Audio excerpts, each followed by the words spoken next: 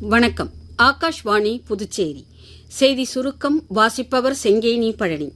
உலகில் விரைவாக வளர்ந்து வரும் பொருளாதார நாடாக இந்தியா திகழ்கிறது என்று மத்திய வர்த்தக அமைச்சர் திரு பியூஷ் கோயல் தெரிவித்துள்ளார். புதுடெல்லியில் நடைபெற்ற இந்தியா மத்திய கிழக்கு ஐரோப்பிய பொருளாதார மாநாட்டில் உரையாற்றிய அவர், நியாயமான ஒப்பந்தங்களை மேற்கொள்ளும் நாடுகளுடன் இந்தியா வர்த்தக உறவுகளை விரிவாக்கம் செய்து வருவதாக கூறினார். சமமான தடையற்ற வர்த்தக ஒப்பந்தங்களை ஏற்படுத்தும் நாடுகளுடன் மத்திய அரசு இருதரப்பு உறவுகளை வலுப்படுத்தி வருவதாக திரு பியூஷ் கோயல் தெரிவித்தார்.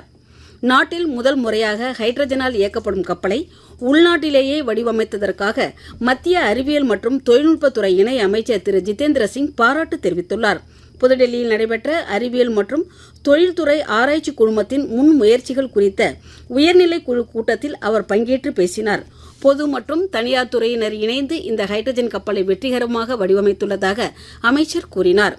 புதுச்சேரி பூமியன்பேட்டையில் உள்ள ராகவேந்திரா நகர் கீழ்நிலை மற்றும் மேல்நிலை நீர்த்தேக்க தொட்டியில் சுத்தம் செய்யும் பணிகள் மேற்கொள்ளப்பட இருப்பதால் இன்று நண்பகல் 12 மணி முதல் பகல் 2 மணி வரை ராகவேந்திரா நகர், மாரியம்மன் நகர், கோடி சுவாமிகள் நகர், நடேசன் நகர் கிழக்கு, மேற்கு மற்றும் அதனை சுற்றியுள்ள பகுதிகளில் குடிநீர் விநியோகம் தடைபடும் என புதுச்சேரி பொதுப்பணித்துறையின் பொது சுகாதார கோட்ட செயற்பொறியாளர் அலுவலகம் வெளியிட்டுள்ள செய்திக்குறிப்பில் தெரிவிக்கப்பட்டுள்ளது.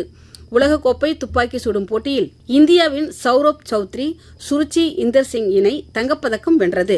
பெருவின் லிமாவில் நடைபெற்று வரும் இப்போட்டியின் 10 மீட்டர் கலப்பு குழு பிரிவு இறுதிச் சுற்றில் இந்த இணை 17-9 என்ற புள்ளி கணக்கில் சீனாவை வென்றது. இத்துடன் இந்த செய்திச் சுருக்கம் நிறைவு பெறுகிறது.